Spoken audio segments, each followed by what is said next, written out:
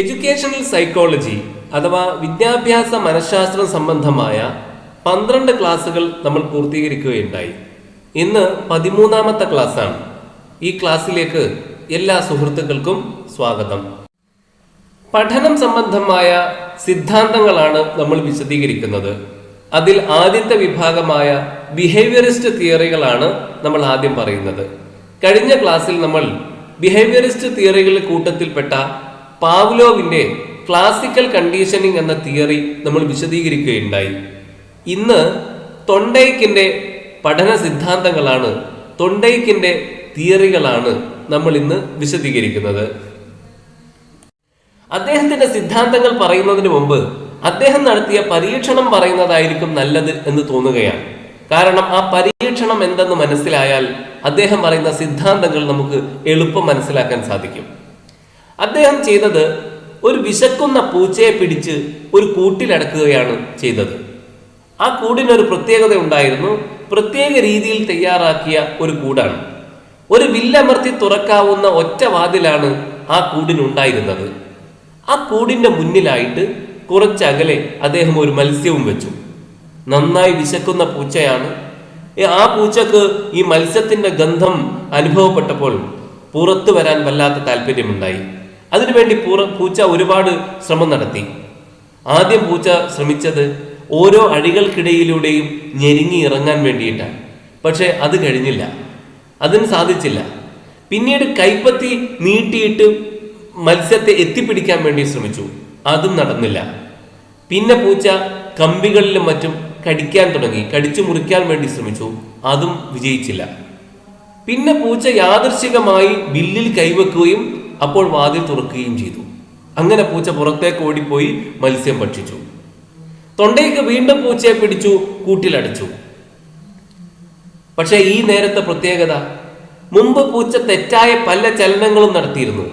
പക്ഷെ രണ്ടാം തവണ പൂച്ചയെ കൂട്ടിലടച്ചപ്പോൾ അത്രയേറെ തെറ്റായ ചലനങ്ങൾ പൂച്ച ചെയ്തില്ല. മുമ്പ് കൈപ്പത്തി നീട്ടി പിടിക്കാൻ ശ്രമിച്ചിരുന്നു, അഴികൾക്കിടയിലൂടെ ഞെരുങ്ങി ഇറങ്ങാൻ വേണ്ടി ശ്രമിച്ചിരുന്നു, കമ്പികളിൽ കടിക്കുകയും മറ്റും ചെയ്തിരുന്നു.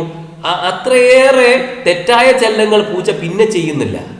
വാതിൽ തുറക്കുവാൻ വേണ്ടി വന്ന സമയം, വളരെ കുറച്ച് സമയം കൊണ്ട് മാത്രം പൂച്ച വാതിൽ തുറന്ന് പുറത്തു വന്നു. അങ്ങനെ മത്സ്യം ഭക്ഷിച്ചു. പിന്നെയും തൊണ്ടേക്ക് പൂച്ചയെ പിടിച്ചു കൂട്ടിലടച്ചു, പുറത്തൊരു മത്സ്യവും വെച്ചു. അപ്പോഴും തെറ്റായ ചലനങ്ങൾ പൂച്ച കുറച്ച് മാത്രമേ ചെയ്തുള്ളൂ. അതിനേക്കാൾ കുറച്ച് തെറ്റായ ചലനങ്ങളാണ് പിന്നെ ചെയ്തത്. അങ്ങനെ പലതവണ തൊണ്ടേക്ക് പൂച്ചയെ വീണ്ടും അതിനുള്ളിലേക്ക് തന്നെ പിടിച്ചിടും, പൂച്ച പുറത്തേക്ക് ഇറങ്ങി വരും. അവസാനം പൂച്ചയെ അദ്ദേഹം കൂട്ടിലടച്ചപ്പോൾ പൂച്ച ഉടൻ തന്നെ പോയിട്ട് വില്ലിൽ സ്പർശിക്കുന്നു, വാതിൽ തുറക്കുന്നു, പുറത്തു വരുന്നു. ഒരു സെക്കൻഡ് കൊണ്ട് പൂച്ച പുറത്തു വരുന്ന അവസ്ഥയുണ്ടായി. അപ്പോൾ അങ്ങനെ പൂച്ച വാതിൽ തുറക്കുന്ന വിദ്യ പഠിച്ചു. പൂച്ചയെ പിന്നെ ആ കൂട്ടിലടച്ചു കഴിഞ്ഞാൽ പൂച്ച ഒരു നിമിഷം പോലും പാഴാക്കാതെ ആ വില്ലിൽ സ്പർശിക്കും, അങ്ങനെ വാതിൽ തുറക്കും, പൂച്ച പുറത്തു വരും. അങ്ങനെ പൂച്ച വാതിൽ തുറക്കുന്ന വിദ്യ പഠിച്ചു. ഇതാണ് അദ്ദേഹം നടത്തിയ പരീക്ഷണം. ഇതിന്റെ അടിസ്ഥാനത്തിലാണ് അദ്ദേഹത്തിന്റെ സിദ്ധാന്തങ്ങളെല്ലാം ആവിഷ്കരിച്ചിട്ടുള്ളത്. അവ നമുക്ക് പരിശോധിക്കാം. അദ്ദേഹത്തിന്റെ പരീക്ഷണം ഒരു ചിത്രരൂപത്തിൽ അവതരിപ്പിച്ചതാണ് ഈ കാണുന്നത്. ഒന്നാമത്തെ ചിത്രത്തിൽ പൂച്ച പുറത്തേക്ക് കൈ നീട്ടുകയാണ് മത്സ്യം എടുക്കുന്നതിന് വേണ്ടി. പക്ഷേ പൂച്ചക്ക് മത്സ്യം ലഭിക്കുന്നില്ല. അങ്ങനെ നിരാശനായ പൂച്ച മറ്റൊരു വഴി തേടുന്നു. അതിൻ്റെ കമ്പികളെല്ലാം കടിച്ചു മുറിക്കാൻ വേണ്ടിയിട്ട് ശ്രമിക്കുന്നു. അതുവഴിയും വാതിൽ തുറക്കാനോ പുറത്തു വരാനോ സാധിക്കുന്നില്ല. പിന്നെയാണ് പൂച്ച ആ വില്ല് കാണുന്നത്, അത് പിടിച്ചു വലിക്കുന്നു. അങ്ങനെ വാതിൽ തുറക്കുന്നു, പൂച്ച പുറത്തേക്ക് വരുന്നു. ഇനി നമുക്ക് തൊണ്ടൈക്കിന്റെ പഠന നിയമങ്ങൾ പരിശോധിക്കാം. ഈ പരീക്ഷണങ്ങളിൽ നിന്ന് തൊണ്ടൈക്ക് 3 പഠന നിയമങ്ങൾ ആവിഷ്കരിക്കുകയുണ്ടായി. Law of readiness, law of effect, law of exercise.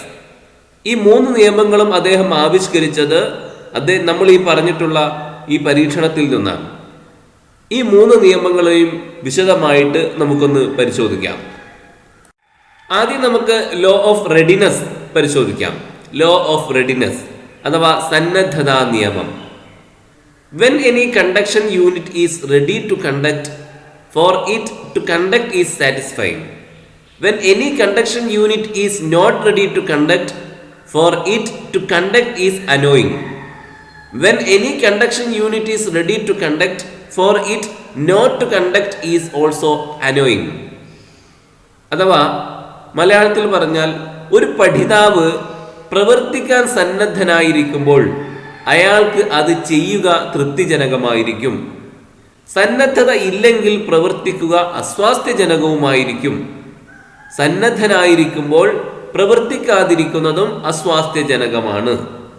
ഇതാണ് അദ്ദേഹത്തിൻ്റെ ലോ ഓഫ് റെഡിനെസ്, സന്നദ്ധതാ നിയമം.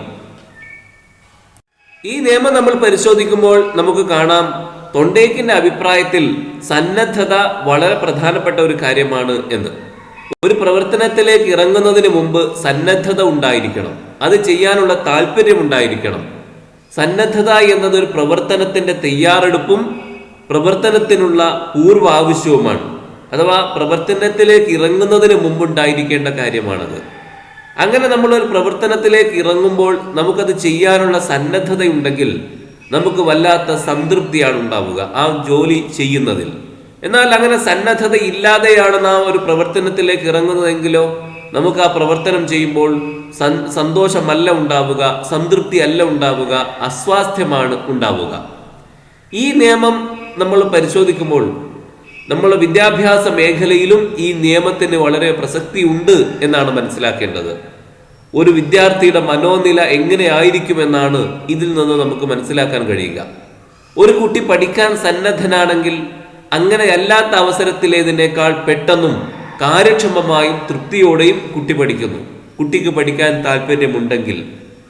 എന്നാൽ കുട്ടിക്ക് താല്പര്യമില്ല എങ്കിലോ, കുട്ടിയെ ഒരു അധ്യാപകൻ നിർബന്ധിക്കുകയാണെങ്കിൽ ഒരുപക്ഷെ കുട്ടി വായിക്കാനൊക്കെ നിർബന്ധിതനാവുമ്പോൾ വായിച്ചേക്കാം, പക്ഷെ ആ കുട്ടിക്ക് അത്ര പെട്ടെന്ന് പഠിക്കാൻ കഴിയില്ല. ആ പഠനം കാര്യക്ഷമമാവില്ല. അത് പഠിക്കുമ്പോൾ കുട്ടിക്ക് അതുവഴി തൃപ്തിയും സന്തോഷവും ഉണ്ടാവുകയുമില്ല. അതുകൊണ്ട് തന്നെ കുട്ടി പഠന സന്നദ്ധത കൈവരിക്കുന്നത് വരെ അവനെ പഠിപ്പിക്കരുത്.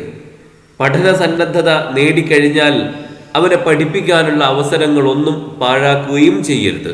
അതാണ് ഈ നിയമം നമുക്ക് മുന്നറിയിപ്പ് തരുന്നത്. ഇത് സംബന്ധമായിട്ടൊരു കേഡറ്റ് പരീക്ഷയിൽ വന്ന ഒരു ചോദ്യം. Rani was watching TV when her father reminded her of her low grade and sent her to study. But Rani only wasted her time at her study table. Which of the learning law that Rani's father failed to apply? Rani TV കണ്ടുകൊണ്ടിരിക്കുകയായിരുന്നു. അപ്പോഴാണ് അച്ഛനങ്ങോട്ട് കയറി വന്നിട്ട് അവളോട് പറയുന്നത്, നിനക്ക് സ്കൂളിൽ ഗ്രേഡൊക്കെ വളരെ കുറവല്ലേ, അതുകൊണ്ട് താഴ്ന്ന ഗ്രേഡല്ലേ നിനക്ക് കിട്ടിയത്, അതുകൊണ്ട് നീ പോയി പഠിക്ക് എന്ന് പറഞ്ഞു. അങ്ങനെ അവളെ പഠിക്കാൻ വേണ്ടിയിട്ട് പറഞ്ഞയച്ചു. TV കാണാൻ അനുവദിച്ചില്ല. അങ്ങനെ റാണി അവിടെ നിന്ന് പോയി അവൾ വായിക്കുന്ന റൂമിലേക്ക് ചെന്നു, സ്റ്റഡി ടേബിളിൽ ഇരുന്നു. അവൾ പക്ഷേ വായിക്കുകയോ പഠിക്കുകയോ ചെയ്തില്ല. അവൾ വേസ്റ്റഡ് ഹെർ ടൈം ഇങ്ങനെ വേസ്റ്റ് ആക്കുകയാണ് ചെയ്തത്. വായിക്കുകയോ പഠിക്കുകയോ ചെയ്തില്ല, കാരണം അവൾക്കതിന് താല്പര്യമുണ്ടായിരുന്നില്ല. Which of the learning law that Rani's father fail to apply? ഇവിടെ ഏത് പഠന നിയമമാണ് നടപ്പാക്കുവാൻ അച്ഛൻ ശ്രമിച്ചിട്ട് പരാജയപ്പെട്ടു പോയത്? ഇപ്പോൾ നമ്മൾ പറഞ്ഞതാണ് ലോ ഓഫ് റെഡിനെസ്, സന്നദ്ധതാ നിയമം. ഒരാൾ പഠിക്കാൻ സന്നദ്ധനാകുമ്പോൾ മാത്രമേ അവരെ പഠിപ്പിക്കാൻ കഴിയുകയുള്ളൂ, അല്ലെങ്കിൽ പഠിപ്പിക്കാവൂ എന്ന് പറഞ്ഞല്ലോ. ഇവിടെ റാണി പഠിക്കാൻ തയ്യാറല്ല. റാണിക്ക് അത് പഠിക്കാനുള്ള സന്നദ്ധതയില്ല. സന്നദ്ധതയില്ലാത്ത ഒരാളെ അതിന് നിർബന്ധിക്കുമ്പോൾ എന്ത് സംഭവിക്കും എന്നതിൻ്റെ ഒരു നല്ല ഉദാഹരണമാണ് ഈ ചോദ്യത്തിൽ നൽകിയിരിക്കുന്നത്. അപ്പോൾ ഇവിടെ C എന്ന ഓപ്ഷനാണ് ശരിയായ ഉത്തരം, ലോ ഓഫ് റെഡിനെസ്. രണ്ടാമത്തത് ലോ ഓഫ് എഫക്റ്റ്, ഫല നിയമം. Any behaviour that is followed by pleasant consequences is likely to be repeated, and any behavior that is followed by unpleasant consequences is likely to be stopped. ഒരു പ്രവർത്തനത്തിൻ്റെ ഫലവുമായി ബന്ധപ്പെട്ട കാര്യമാണ്. ഒരാൾ ഒരു പ്രവർത്തനം ചെയ്തപ്പോൾ നല്ല സന്തോഷപ്രദമായ സംതൃപ്തി ഉണ്ടാക്കുന്ന അനന്തരഫലമാണ് അതുവഴി ഉണ്ടായതെങ്കിൽ ആ പ്രവർത്തനം അയാൾ വീണ്ടും ആവർത്തിച്ചേക്കാം. ഒരു പ്രവർത്തനം ചെയ്തപ്പോൾ നല്ല ഒരു ഫലമാണ് ഉണ്ടായതെങ്കിൽ അയാൾക്കത് വീണ്ടും ചെയ്യാനുള്ള താല്പര്യമുണ്ടാകും. പക്ഷേ ഒരു പ്രവർത്തനം ഒരാൾ ചെയ്തപ്പോൾ അതുവഴി അത്ര സംതൃപ്തി ഉണ്ടാക്കുന്ന അഥവാ നല്ല ഒരു ഫലമല്ല, നല്ല ഒരു അനന്തരഫലമല്ല ഉണ്ടായതെങ്കിൽ അയാളത് വീണ്ടും ആവർത്തിക്കാനുള്ള സാധ്യതയില്ല. അയാൾ ആ പ്രവൃത്തി അവസാനിപ്പിച്ചേക്കും. Any behaviour that is followed by pleasant consequences, pleasant consequence അഥവാ സംതൃപ്തി ഉണ്ടാക്കുന്ന ഫലമാണ് ഒരാൾ ഒരു പ്രവൃത്തി ചെയ്തപ്പോൾ ഉണ്ടായതെങ്കിൽ ലൈക്ലി ടു ബി റിപ്പീറ്റഡ്, അയാൾ ആ പ്രവർത്തനം ആവർത്തിക്കുവാനുള്ള സാധ്യതയുണ്ട്. And any behaviour that is followed by unpleasant consequences, ഏതെങ്കിലും ഒരു പ്രവർത്തനം ഒരാൾ ചെയ്തപ്പോൾ അതുവഴി അൺപ്ലസന്റ് കോൺസിക്വൻസസ് ആണ് ഉണ്ടായതെങ്കിൽ അഥവാ അത്ര സംതൃപ്തി ഉണ്ടാക്കുന്ന ഫലമല്ല ഉണ്ടായതെങ്കിൽ is likely to be stopped, അയാൾ ആ പ്രവൃത്തി അവസാനിപ്പിച്ചേക്കും. ഇതാണ് ലോ ഓഫ് എഫക്റ്റ്. ഈ നിയമം പരിശോധിച്ചാൽ നമുക്ക് മനസ്സിലാവുന്ന കാര്യം, പഠനം വിദ്യാർത്ഥിക്ക് സംതൃപ്തി ഉണ്ടാക്കുന്നതാണെങ്കിൽ, അതേപോലെ വിദ്യാർത്ഥിക്ക് പഠനത്തിൽ നിന്ന് ആനന്ദം അനുഭവിക്കാൻ കഴിയുന്നുവെങ്കിൽ മാത്രമേ ശരിയായ പഠനം നടക്കുകയുള്ളൂ. മറിച്ച് പഠനത്തിൽ നിന്ന് കുട്ടിക്ക് അസംതൃപ്തിയാണ് ഉണ്ടാവുന്നതെങ്കിൽ, അങ്ങനെ അസംതൃപ്തി ഉണ്ടാകുമാറ് പരാജയമാണ് സംഭവിക്കുന്നതെങ്കിൽ പഠന പുരോഗതി തടസ്സപ്പെടും. നമുക്കെല്ലാവർക്കും അറിയാം, ആനന്ദകരമായ അനുഭവങ്ങൾ നീണ്ടു നിൽക്കും, വളരെ കാലം ഓർമ്മിക്കും. എന്നാൽ ആനന്ദകരമല്ലാത്ത, സന്തോഷമില്ലാത്ത അനുഭവങ്ങളൊക്കെ നമ്മൾ പെട്ടെന്ന് മറന്നു പോവുകയും ചെയ്യും. അതുകൊണ്ട് തന്നെ തൃപ്തി അല്ലെങ്കിൽ അതൃപ്തി, സന്തുഷ്ടി അല്ലെങ്കിൽ അസന്തുഷ്ടി, അതാണ് പഠനത്തിൻ്റെ കാര്യക്ഷമതാ നിലവാരം നിയന്ത്രിക്കുന്നത്. അപ്പൊ പഠനം സന്തുഷ്ടിയോടുകൂടി നടക്കുന്ന, ആനന്ദത്തോടുകൂടി നടക്കുന്ന ഒരു കാര്യമായിരിക്കണം. അതോടൊപ്പം തന്നെ ഈ നിയമം നമുക്ക് പഠിപ്പിച്ചു തരുന്ന മറ്റൊരു കാര്യമാണ് പഠനത്തിൽ സമ്മാനത്തിനും ശിക്ഷക്കുമുള്ള സ്ഥാനം എത്ര വലുതാണ് എന്ന്. പഠനഫലമായിട്ട് ഒരു കുട്ടിക്ക് ലഭിക്കുന്ന സമ്മാനം അതേ വഴിയിലൂടെ കൂടുതൽ ആവേശത്തോടെ മുന്നേറാൻ ആ വിദ്യാർത്ഥിയെ പ്രേരിപ്പിക്കുകയും പ്രോത്സാഹിപ്പിക്കുകയും ചെയ്യും. എന്നാൽ ശിക്ഷയാണ് കിട്ടുന്നതെങ്കിലോ അവനെ അത് നിരുത്സാഹപ്പെടുത്തുകയാണ് ചെയ്യുക. ആ പഠനത്തോട് തന്നെ അവനിൽ വെറുപ്പാണ് ഉണ്ടാവുക. അക്കാര്യവും ഈ നിയമം നമ്മെ ഓർമ്മിപ്പിക്കുന്നു. ഈ നിയമവുമായി ബന്ധപ്പെട്ടുകൊണ്ട് ഒരു കേട്ടറ്റ് പരീക്ഷയിൽ വന്ന ചോദ്യം നമുക്ക് പരിശോധിക്കാം. ക്ലാസ്സിൽ ശരിയായ ഉത്തരം പറഞ്ഞ കുട്ടിക്ക് ടീച്ചർ ഒരു മിഠായി നൽകി. ഇവിടെ ടീച്ചർ പ്രാബല്യത്തിൽ വരുത്താൻ ശ്രമിച്ച പഠന നിയമം ഏതാണ്? അപ്പോൾ കുട്ടി കാര്യം പഠിച്ചു, കുട്ടിക്ക് അതുവഴി സന്തോഷപ്രദമായ ഒരു അനുഭവം കൂടി ഉണ്ടായി. അഥവാ ടീച്ചറുടെ കയ്യിൽ നിന്നും കുട്ടിക്ക് സമ്മാനം ലഭിച്ചു. ഇവിടെ ഏത് പഠന നിയമമാണ് ടീച്ചർ പ്രാബല്യത്തിൽ വരുത്താൻ ശ്രമിച്ചത്? Law of exercise, law of multiple response, law of attitude, law of effect. അപ്പോൾ ഫല നിയമം, ലോ ഓഫ് എഫക്റ്റ്. ബാക്കിയുള്ളതൊന്നും നമുക്ക് അറിയില്ലെങ്കിൽ law of attitude, law of exercise, law of multiple response, ഇതൊന്നും നമ്മൾ പഠിച്ചിട്ടില്ലെങ്കിലും ലോ ഓഫ് എഫക്റ്റ്, ഫല നിയമം, ഇതാണ് പറയുന്നത് നമുക്കറിയാം. അതുകൊണ്ട് ഡി എന്ന ഓപ്ഷനാണ് ശരിയായ ഓപ്ഷൻ എന്ന് ബാക്കി മൂന്നും അറിയില്ലെങ്കിലും നമുക്ക് പറയാവുന്നതാണ്. അപ്പോൾ ഓപ്ഷൻ ഡി ആണ് ശരിയായ ഉത്തരം, ഫല നിയമം അഥവാ ലോ ഓഫ് എഫക്റ്റ്. ഈ വിഷയവുമായി തന്നെ മറ്റൊരു കേട്ടറ്റ് പരീക്ഷയിൽ വന്ന ചോദ്യം, responses which are followed by satisfying after effects tends to be learned is the law of exercise, the law of effect, the law of readiness, the law of insight. അഥവാ satisfying after effect ഉണ്ടാക്കുന്ന, സംതൃപ്തിജനകമായ അനന്തരഫലങ്ങൾ ഉണ്ടാക്കുന്ന പ്രവർത്തനങ്ങൾ അഥവാ പ്രതികരണങ്ങൾ tends to be learned, അത് പഠിക്കപ്പെടാനുള്ള സാധ്യത കൂടുതലാണ് എന്ന് പറയുന്ന ഈ നിയമം ഇത് ഏത് നിയമമാണ് എന്നാണ് ചോദിക്കുന്നത്. നമുക്കറിയാം ലോ ഓഫ് എഫക്റ്റ്, ബി എന്ന ഓപ്ഷനാണ് ശരിയായ ഉത്തരം. സാറ്റിസ്ഫൈങ് ആഫ്റ്റർ എഫക്റ്റുകൾ ഉണ്ടാകുന്നത് പഠിക്കപ്പെടാനുള്ള സാധ്യത വളരെ കൂടുതലാണ് എന്നതാണ് ലോ ഓഫ് എഫക്റ്റിൽ നമുക്ക് പഠിക്കാൻ സാധിച്ചത്. മൂന്നാമത്തത് ലോ ഓഫ് എക്സർസൈസ്, അഭ്യാസ നിയമം. അത് നമുക്ക് ഇങ്ങനെ വായിക്കാം: repeated exercising of a response strengthens its connection with the stimulus and connection is weakened through failure of practice. അതിന് മലയാളം പുസ്തകത്തിൽ നൽകിയ ട്രാൻസ്ലേഷൻ ഇങ്ങനെയാണ്: ഒരു സന്ദർഭത്തിന്റെ പ്രതികരണം മറ്റു ഘടകങ്ങൾ മാറ്റമില്ലാതെ നിന്നാൽ അത് ആ സന്ദർഭവുമായി എത്ര തവണ ബന്ധിതമായി എന്നതിനെയും ആ ബന്ധത്തിന്റെ ശരാശരി ശക്തി, കാലദൈർഘ്യം എന്നിവയെയും ആശ്രയിച്ച് സന്ദർഭവുമായി കൂടുതൽ ശക്തമായി ബന്ധിതമാകുന്നു. ഈ നിയമം അനുസരിച്ച് ഒരു ചോദകം മൂലമുണ്ടായിത്തീരുന്ന പ്രതികരണം അഥവാ ഒരു ചോദക പ്രേരിതമായ പ്രതികരണം എത്ര കൂടുതൽ ആവർത്തിക്കപ്പെടുന്നുവോ അത്ര കൂടുതൽ അത് നിലനിൽക്കും. മറിച്ച് അഭ്യാസം ലഭിക്കുന്നില്ല എങ്കിൽ ബന്ധം ശിഥിലമാവുകയും ചെയ്യും. ഈ നിയമത്തിന് 2 ഉപവിഭാഗങ്ങൾ ഉണ്ട് എന്ന് പറയാം. ഒന്ന് പ്രയോഗ നിയമം, ലോ ഓഫ് യൂസ്. 2 പ്രയോഗരാഹിത്യ നിയമം, ലോ ഓഫ് ഡിസ്യൂസ്. പ്രയോഗ നിയമം ഇങ്ങനെയാണ്: ചോദകവും പ്രതികരണവും തമ്മിൽ പരിവർത്തനക്ഷമമായ ഒരു ബന്ധം സ്ഥാപിതമായാൽ, മറ്റു കാര്യങ്ങൾ സമമാണെങ്കിൽ ആ ബന്ധത്തിന്റെ ശക്തി വർദ്ധിക്കുന്നു. പ്രയോഗരാഹിത്യ നിയമം ഇങ്ങനെയാണ്: ഒരു ചോദകവും പ്രതികരണവും തമ്മിൽ കുറെ കാലത്തേക്ക് പരിവർത്തനക്ഷമമായ ഒരു ബന്ധം സ്ഥാപിതമാകുന്നില്ല എങ്കിൽ ആ ബന്ധത്തിന്റെ ശക്തി കുറയുന്നു. പ്രയോഗ നിയമം സൂചിപ്പിക്കുന്നത് പരിശീലനം കൊണ്ട് ബന്ധത്തിനുണ്ടാകുന്ന ശക്തിയെയും, പ്രയോഗരാഹിത്യ നിയമം സൂചിപ്പിക്കുന്നത് അഭ്യാസത്തിന്റെ അഭാവത്തിൽ ബന്ധത്തിനുണ്ടാകുന്ന ശക്തിക്കുറവിനെയുമാണ്. അഭ്യാസം നമ്മുടെ പഠനത്തെ പൂർണ്ണതയിൽ എത്തിക്കുന്നു. അതാ അഭ്യാസം വഴി പൂർണ്ണത കൈവരുന്നു. അതാണ് ഇതിലൂടെ നമുക്ക് മനസ്സിലാക്കാൻ കഴിയുന്നത്. ഈ അഭ്യാസ നിയമം ആവർത്തനത്തിന്റെയും അഭ്യാസത്തിന്റെയും ആവശ്യമാണ് ഊന്നി പറയുന്നത്. അതുകൊണ്ട് തന്നെ ക്ലാസ് മുറിയിൽ അനുഭവങ്ങളെ ആവർത്തിച്ചു പ്രയോഗിക്കാൻ ആവുന്നത്ര സന്ദർഭങ്ങൾ വിദ്യാർത്ഥികൾക്ക് ലഭ്യമാക്കണം.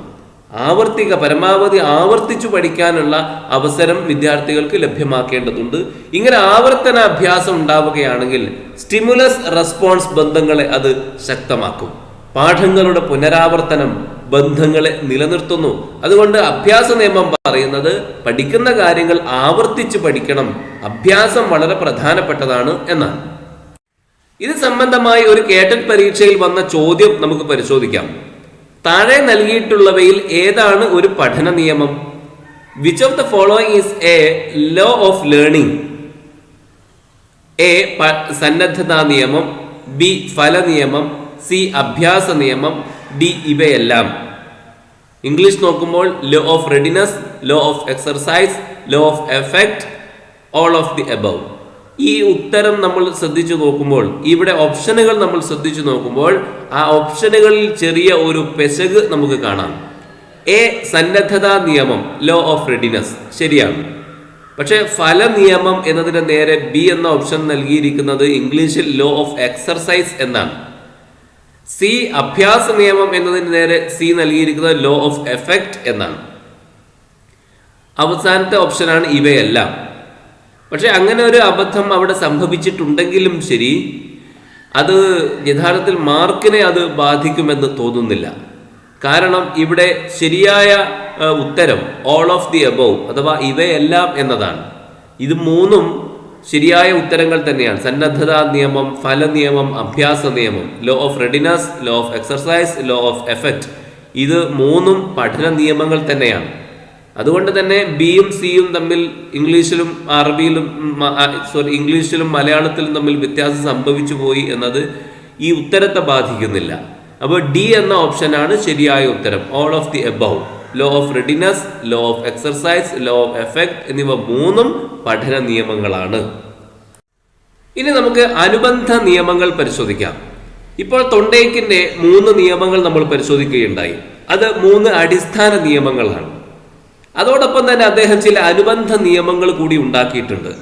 പഠന തത്വങ്ങൾ എന്നാണ് ഈ അനുബന്ധ നിയമങ്ങൾ അറിയപ്പെടുന്നത്. അവയാണ് ഇനി നമ്മൾ പറയാൻ പോകുന്നത്.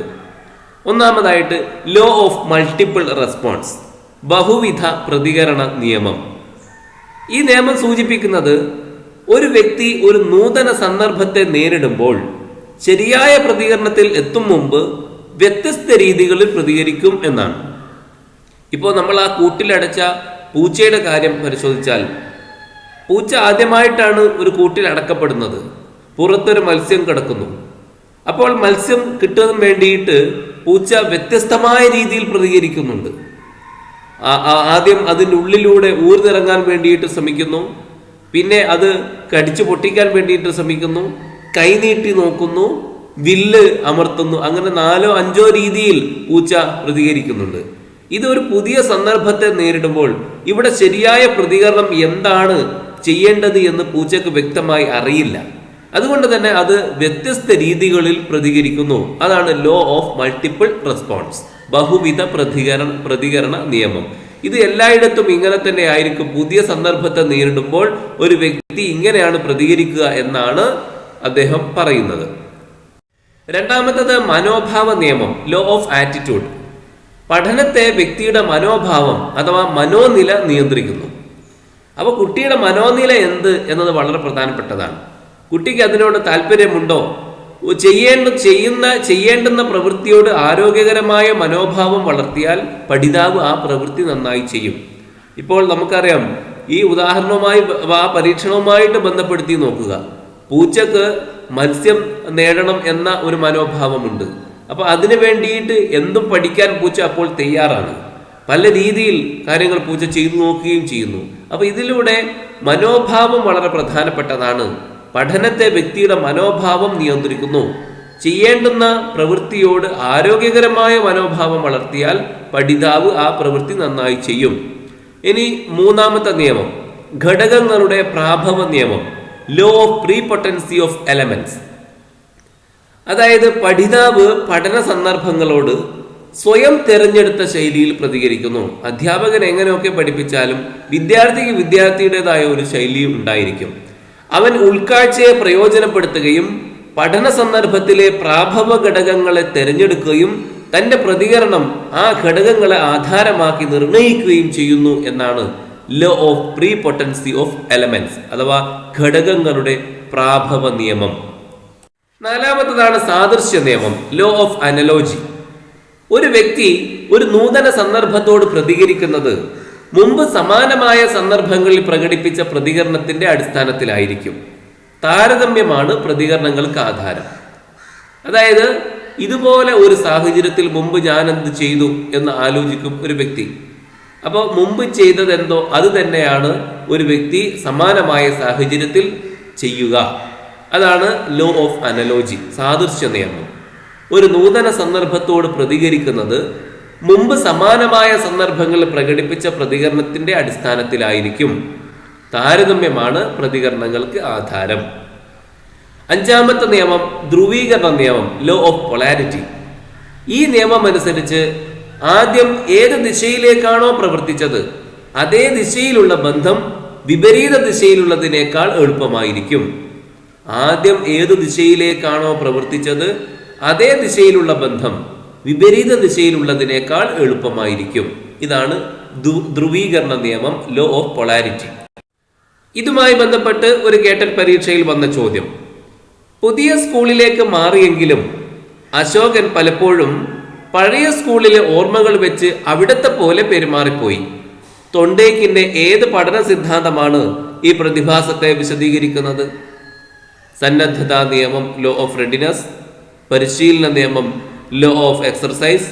ഫല നിയമം, ലോ ഓഫ് എഫക്റ്റ്. സാമ്യ പ്രതികരണ നിയമം, ലോ ഓഫ് അനലോജി. ഇവിടെ ലോ ഓഫ് അനലോജിയാണ് എന്ന് നമുക്ക് മനസ്സിലാക്കാൻ സാധിക്കും. ലോ ഓഫ് അനലോജി നമ്മൾ നേരത്തെ പഠിച്ചു. ഇവിടെ അത് പറയുന്നതിന് മുമ്പ് നമ്മൾ മനസ്സിലാക്കേണ്ട ഒരു കാര്യം, ഇവിടെ സാമ്യ പ്രതികരണ നിയമം എന്ന് നമ്മൾ മുമ്പ് പഠിച്ചിട്ടില്ല. ലോ ഓഫ് അനലോജിക്ക് നമ്മൾ പറഞ്ഞ മലയാള വാക്ക് സാദൃശ്യ നിയമം. അതാണ് മലയാളം ട്രാൻസ്ലേഷൻ ആ പുസ്തകത്തിൽ നൽകിയിരിക്കുന്നത്. അപ്പോൾ ചോദ്യത്തിൽ വന്നതാവട്ടെ സാമ്യ പ്രതികരണ നിയമം, പുസ്തകത്തിലുള്ളത് സാദൃശ്യ നിയമം. രണ്ടും ഒരേ അർത്ഥമാണെങ്കിലും ചിലപ്പോൾ ചില ആളുകൾക്ക് അത് കൺഫ്യൂഷൻ ഉണ്ടാക്കിയേക്കാം. അതുകൊണ്ട് അതിനുള്ള പരിഹാരം ഇവയുടെ ഇംഗ്ലീഷ് വേർഡുകൾ പഠിക്കുക എന്നതാണ്. ലോ ഓഫ് അനലോജി എന്ന് നമ്മൾ മനസ്സിലാക്കി വെക്കുക. അതിന് ഒരുപക്ഷെ സാദൃശ്യ നിയമം, സാമ്യ പ്രതികരണ നിയമം എന്നൊക്കെ മലയാളത്തിൽ വ്യത്യസ്ത പേരുകൾ വന്നേക്കാം. അതുകൊണ്ട് ഇംഗ്ലീഷ് പേര് നമ്മൾ പഠിച്ചു വെക്കുക. Law of analogy. Law of analogy എന്താണ് എന്ന് നമ്മൾ നേരത്തെ വിശദീകരിച്ചു.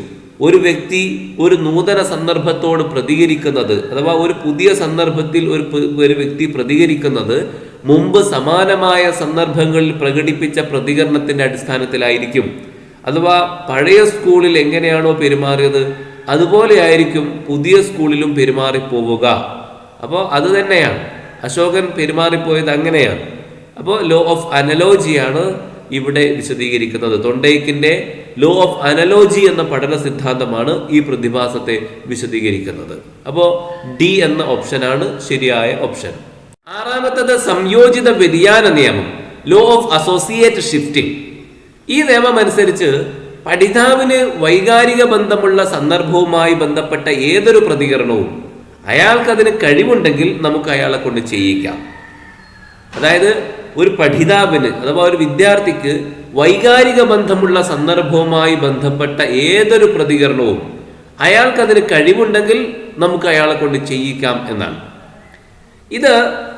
ഈ നിയമം അദ്ദേഹം വ്യക്തമാക്കിയത് ഒരു പുതിയ പരീക്ഷണത്തിലൂടെയാണ്.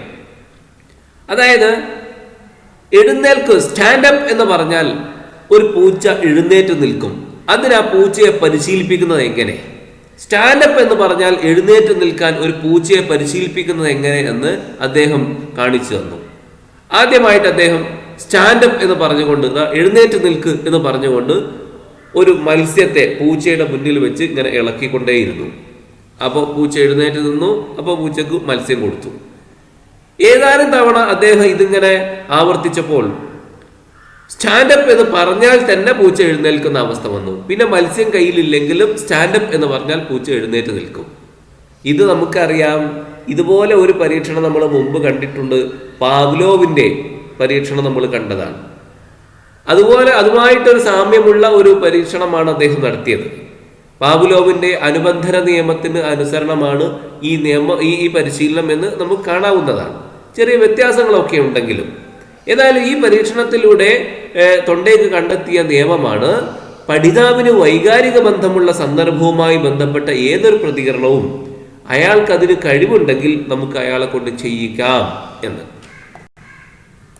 ഇപ്പോൾ തൊണ്ടൈക്കിന്റെ എല്ലാ നിയമങ്ങളും നമ്മൾ പഠിച്ചു കഴിഞ്ഞു. ഇനി നമുക്ക് ഒരു ചോദ്യം നോക്കാം. കേട്ടറ്റ് പരീക്ഷയിൽ വന്ന ചോദ്യമാണ്.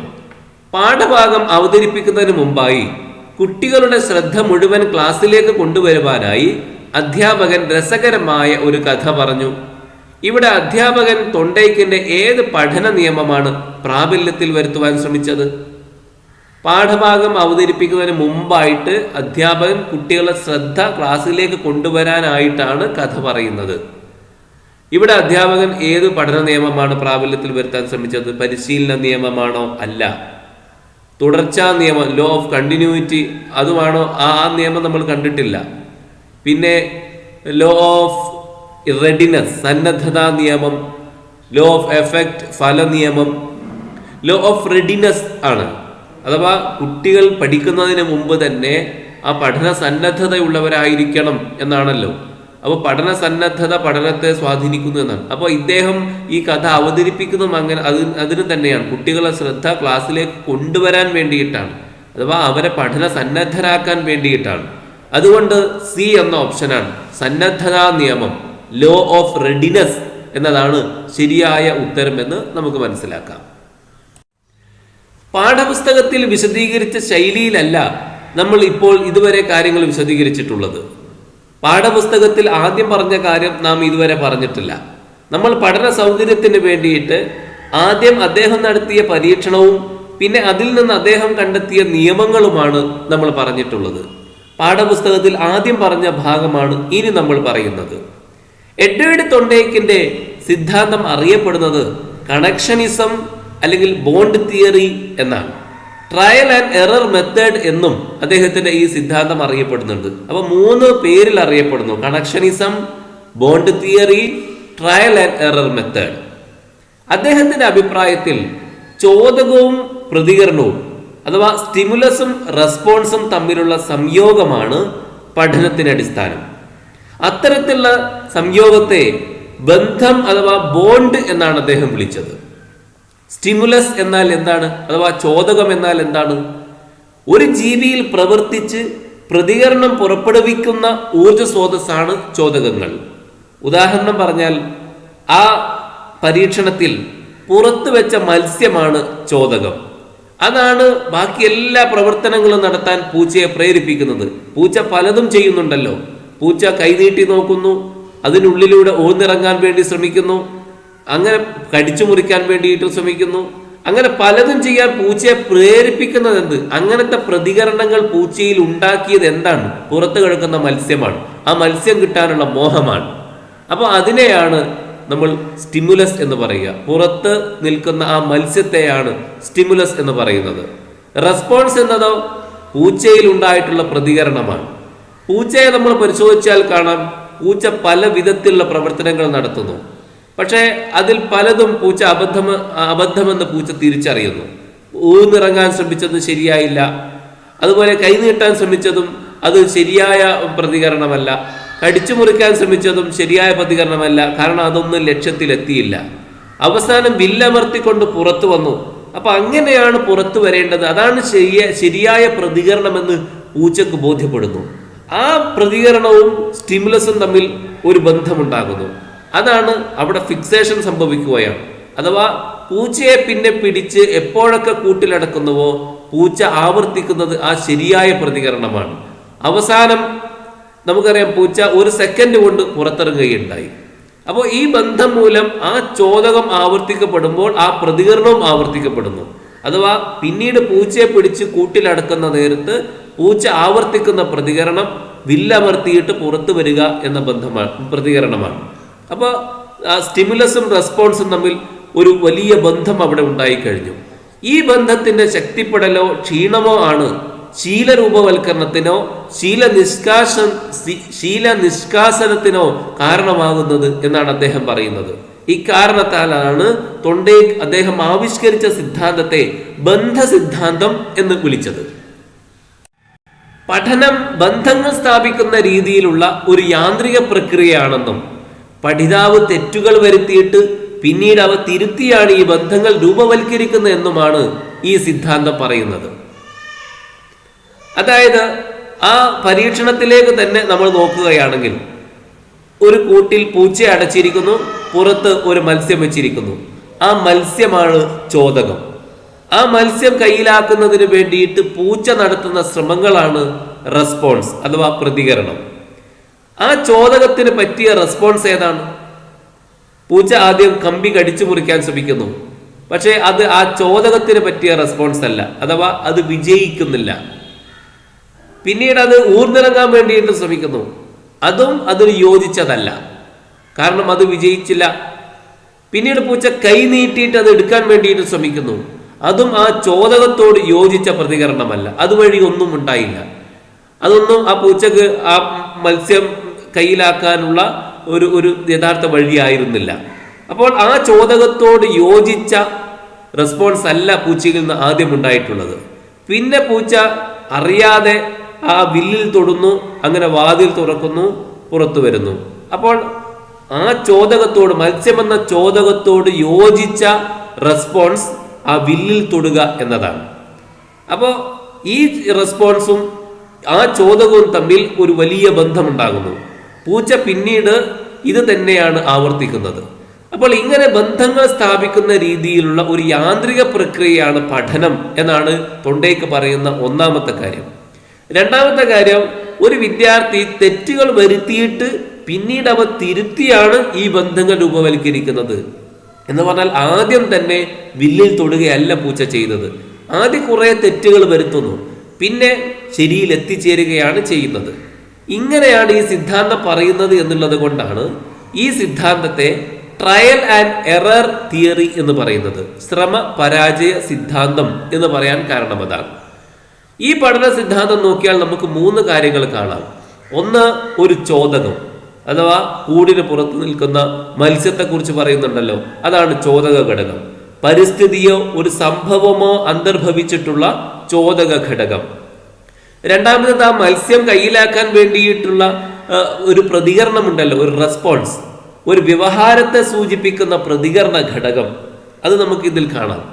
മൂന്നാമതായിട്ട്, ഒരു ചോദകവും ഏതെങ്കിലും തരത്തിലുള്ള ഓരോ ചോദകവും ഏതെങ്കിലും തരത്തിലുള്ള പ്രതികരണത്തോട് ശൃംഖലിതമാകുമെന്നും അങ്ങനെ വ്യവഹാര മാതൃകക്ക് കാരണമാകുമെന്നും ഉറപ്പുവരുത്തുമാറുള്ള ഒരു ബന്ധത്തിന്റെ രൂപവൽക്കരണം. അഥവാ പലതരത്തിലുള്ള റെസ്പോൺസ് പൂച്ചയിൽ നിന്നുണ്ടാകുന്നു. പക്ഷെ ഒരു പ്രതികരണം മാത്രമാണ് ആ ചോദകത്തോട് യോജിച്ചതായിട്ടുള്ളത്. അത് വില്ലിൽ തൊട്ട് പുറത്തു വരിക എന്നതാണ്.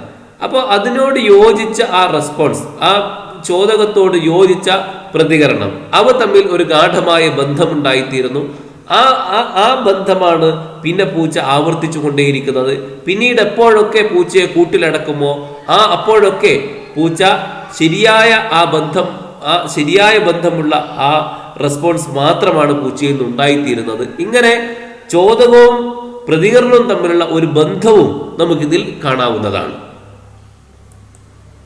ഇതുമായി ബന്ധപ്പെട്ടുകൊണ്ട് ഒരു കേട്ടറ്റ് പരീക്ഷയിൽ വന്ന ചോദ്യമാണ്, Thorndike's trial and error learning theory is a classic example of stimulus response theory, gestalt theory, field theory, sign theory. തൊണ്ടേക്കിന്റെ trial and error learning theory ഏതിന് ഉദാഹരണമാണ് എന്നാണ് ചോദിക്കുന്നത്.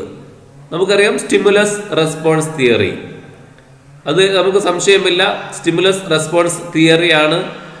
സ്റ്റിമുലസും റെസ്പോൺസും തമ്മിലുള്ള ബന്ധത്തെക്കുറിച്ച് പറയുന്നതാണല്ലോ ബിഹേവിയറിസം അല്ലെങ്കിൽ ബിഹേവിയറിസ്റ്റ് തിയറികളെല്ലാം. പാവ്ലോവിന്റെ ബിഹേവിയറിസ്റ്റ് തിയറി നമ്മൾ കണ്ടു. ഇപ്പൊ തൊണ്ടേക്കിനെ നമ്മൾ പഠിച്ചുകൊണ്ടിരിക്കുന്നത്. ഇനി നമുക്ക് സ്കിന്നറുടേത് പറയാനുണ്ട്. അപ്പൊ സ്റ്റിമുലസ് റെസ്പോൺസ് തിയറിക്ക് ഉദാഹരണമാണ് തൊണ്ടേക്കിന്റെ trial and error learning theory.